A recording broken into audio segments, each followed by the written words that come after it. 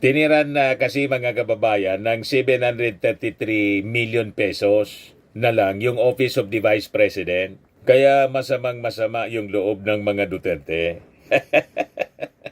Hindi nga po may paliwanag yung paggastos niya ng confidential funds. Kaya justified yung pagtanggal po ng budget. Dapat nga zero budget. Unang-una, wala naman pong ginagawa ngayon yung Office of the Vice President kahit tinirhan ng 733 million. Makita ninyo po, sige man lang ang selfie-selfie ni Sara. Tapos ngayon, sige palabas ng mga recorded messages.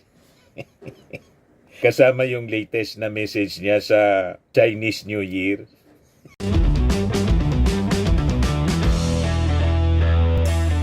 Ito naman po yung bago naming product na binibenta online. iGlow Serum Whitening po siya. Tingnan ninyo yung epekto sa aking anak na architect before and now. Yung mga inquiries po ninyo, dumiretso na lang kayo sa kanyang Facebook account, Riz Maravillas. Si Senate President Chis Escudero, mga kababayan, dinismiss niya as just pure politics yung final, mga kababayan, na petition sa Supreme Court questioning the validity, constitutionality ng GAA. Pinal ni Ongab, Congressman Ongab, na kaalyado ni Digong sa ni Vic Rodriguez na tumalon papunta sa kampo ni Digong, natanggal kasi as Executive Secretary. Political revenge. Ngayon, ang tingin, mga kababayan, ni Chis Escudero, ito anya simptomas ng matinding politika ngayon. Yan sabi ni Chis Escudero, mas hudyat o simbolo yang kung gaano nakainit ang politika sa ating bansa. Pati yung budget, pinulitika na ni Digong. Grabe yung pagka-bleeding hearts kasi, mga kababayan. Tinanggalan kasi ng budget yung kanyang anak. Ngayon, sabi naman, mga kababayan, ni La Union Congressman Paulo Ortega, itisan niya an act of destabilization. Yan Itong kaso niya na final sa Supreme Court laban sa 2025 GAA is an act of destabilization against government. Aims to restore the 1.3 billion pesos budget na tinanggal ng Congress sa Office of the Vice President. Sabi nga natin, gustong tablahin ng mga Duterte ang ating gobyerno, ang Kongreso. Kaya nagwawala. Pero relax lang po yung Congress. Sabi ni Chis Escudero, hindi yan dapat kinatatakutan at hindi yan dapat tinatakbuhan palayo. Emphasizing that such political disputes should be settled by the courts, not feared or avoided. Isanay naman po ang ating gobyerno sa ganyan. That's normal. Yung ating executive secretary, si Lucas Bersamin, paanong masindak ninyo yan? Saka yung ating Pangulong Bongbong Marcos. Is-seasoned politician yung ating Pangulong Bongbong. At si Executive Secretary Lucas Bersamin, dating Chief Justice ng Supreme Court. Kaya nang hinihingan, mga kababayan, ng reaction after na i-file yung petition sa Supreme Court laban sa GAA, sabi ni Lucas Bersamin, too early for us to react on that. Hindi pa nga namin nababasa. Pero bala na niya yung ating Solicitor General. Handa naman po yung ating Solicitor General, yung abogado ng ating gobyerno. I-destabilization lang naman ito, sabi ni Congressman. Panggugulo lang, sabi ni Congressman Paulo Ortega. I think tama yung basa, mga kababayan, ni Congressman Ortega sa mga actions na ginagawa ng kampo ng mga Duterte. Ginugulo yung GAA, yung ating national budget. Sabi niya, the petition before the Supreme Court questioning provisions in the 2025 General Appropriations Act has been described as a deliberate attempt, sabi dito sa balita ng Impact Leadership, to destabilize the government and reverse the congressional decision to cut 1.3 billion pesos from the Office of the Vice President due to concerns over transparency in the use of public funds. Tiniran na kasi, mga kababayan, ng 733 million pesos na lang yung Office of the Vice President. Kaya masamang-masama yung loob ng mga Duterte. Hindi nga po may paliwanag yung paggastos niya ng confidential funds. Kaya justified yung pagtanggal po ng budget. Dapat nga zero budget. Unang-una, wala naman pong ginagawa ngayon yung Office of the Vice President kahit tinirhan ng 733 million. Makita ninyo po, sige man lang ang selfie-selfie ni Sara. Tapos ngayon, sige ang palabas ng mga recorded messages.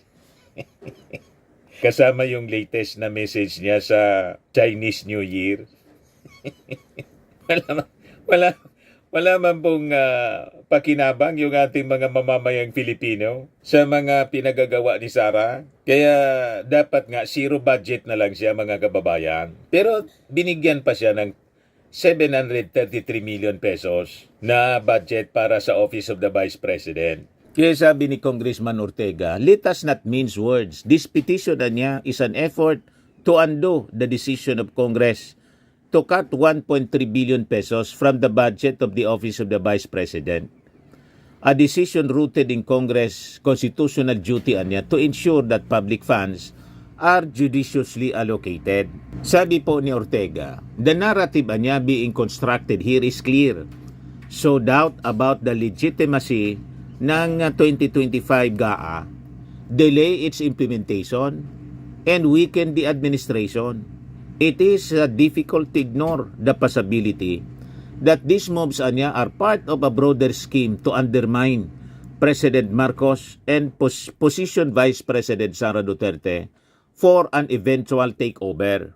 So ang intention po, i-destabilize yung gobyerno para mag-alsa yung mga tao sa pamamagitan ng kanilang narrative. Malinaw ang propaganda narrative po ni Vic Rodriguez. So, biggest money heights ang tawag niya. 6.3 trillion ang mga senador at kongresista na hindi tumutol sa pagpasa ng illegal, immoral at kriminal na BICAM report ay kasabwat sa biggest money heists. Paano naging pagnanakaw? Sabi nga natin, mga kababayan, wala man pong ninanakaw. Kasi unang-una, yung budget po, hindi pa nga po nagagamit. Paano ninakaw? May ganun po. Saan ka nakakita na yung budget intact? Beginning of the year pa lang po. January pa lang po ngayon. Yung buong budget po intact. Kapipirma lang ng ating Pangulong Bongbong Marcos nung isang buwan, nung Disyembre. Ninakaw agad.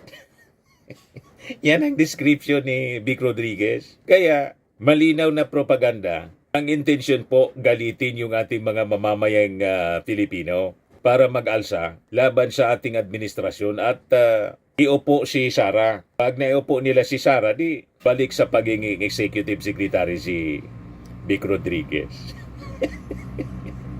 At si Ungab, dating chairman ng Committee on Appropriations, baka siya pa yung gawing Speaker of the House. Di ba? Ganon, mga kababayan, ang nakikita ni Congressman Paulo Ortega, destabilization para sa eventual takeover ni Sara Duterte. Sabi diyan, he called such tactics divisive and dangerous, emphasizing that they threaten not only government stability but also public trust in institutions. Kaya sabi niya, naninindigan niya kami firmly in its defense, in defense of the 2025 national budget. We trust the Supreme Court to exercise its judicial wisdom and dismiss this petition as it is clearly designed to obstruct and destabilize rather than to uphold the Constitution. Yan po yung sabi ni La Union Congressman Paulo Ortega. Ito naman, mga kababayan, yung sinabi ni Chis Escudero sa interview ng mainstream media. Pakinggan natin. Yung talatang yun ay sinulat doon. At hindi yan ang unang pagkakataong nakalagay yan. Sa mga nagdaang BICAM report, nandun din yan. Pero sir, sa mga pagkakaroon questions, hindi pa yung reflective na haphazardly done yung budget. Actually, para sa akin, unfair comment at accusation yun. Lalo na sa bigat ng trabahong pinagdaanan, hindi lamang ng mga chairpersons at mga vice chairpersons ng Senado o ng Kamara, pero pati ng staff ng Senado at ng Kamara. Para sa akin, mas hudyat o simbolo yan kung gaano nakainit ang politika sa ating bansa.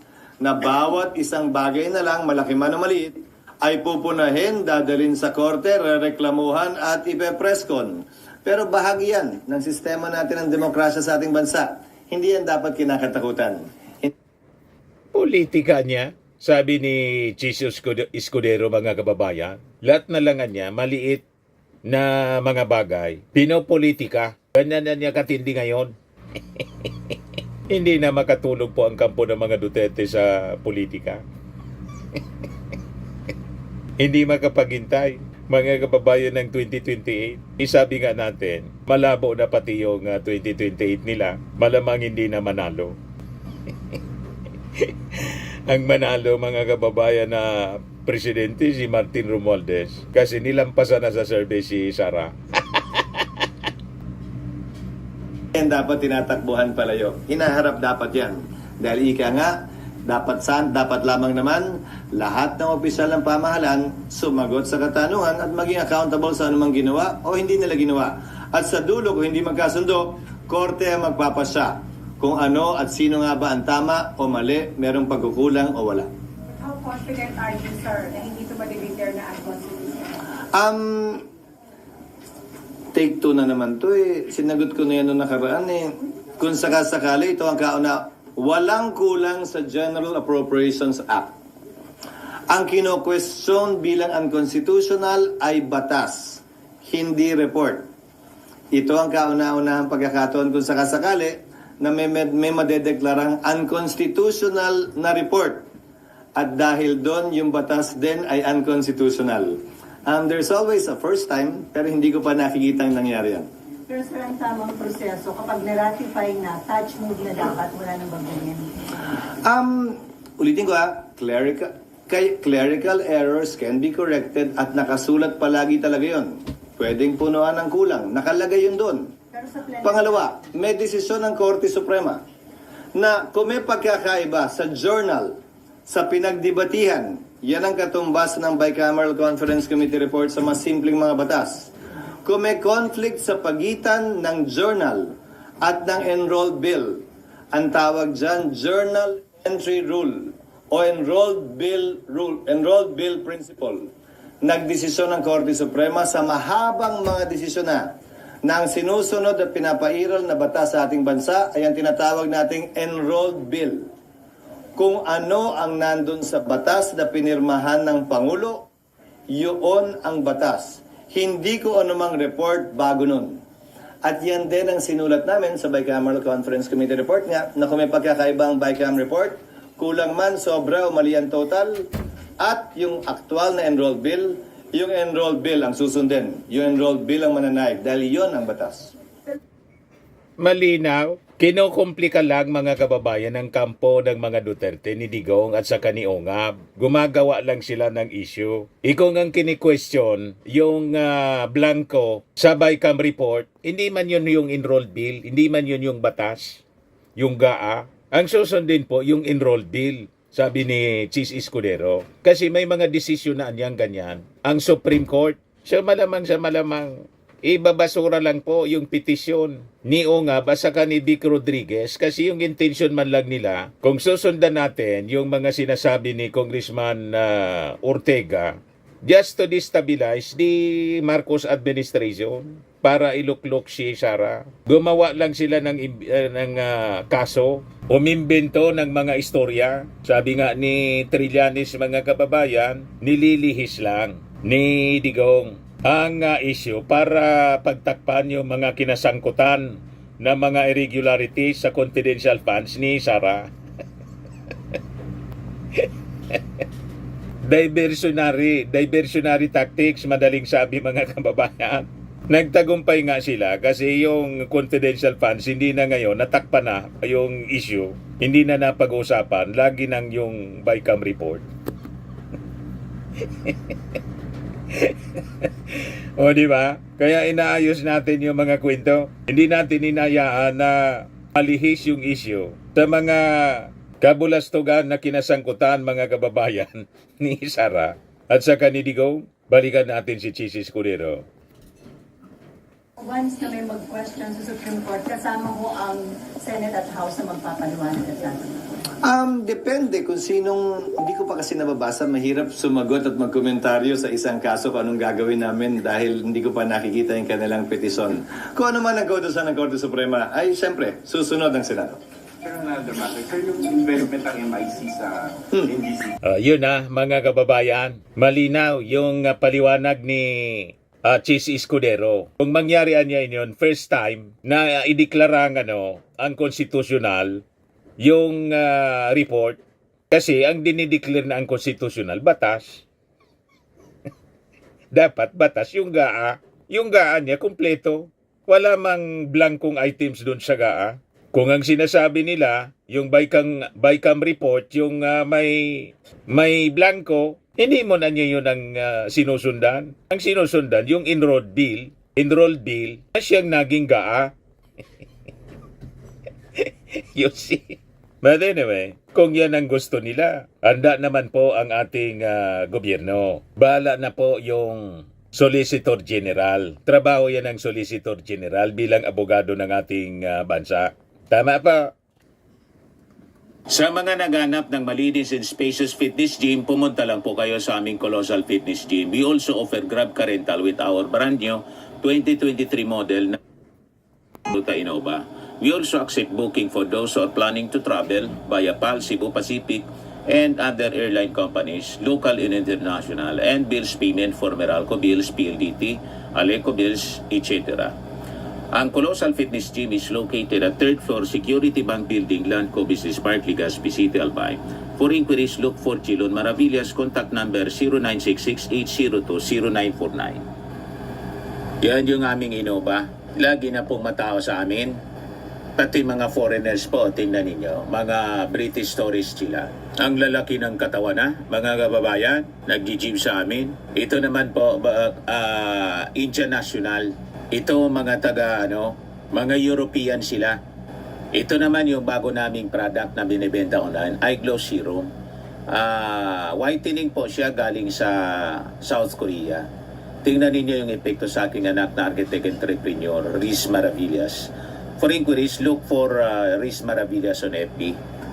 Ito naman po, Firmax Firming and Lifting Cream. Pinapahid po ito sa mga pulses and affected area. Mahina po ito sa mga pains at paninigas na mga kaso-kasuan. Ito po, Automax Radiant Serum. Sa mukha naman yung application. Anti-aging po siya. You will look 10 years younger than your age.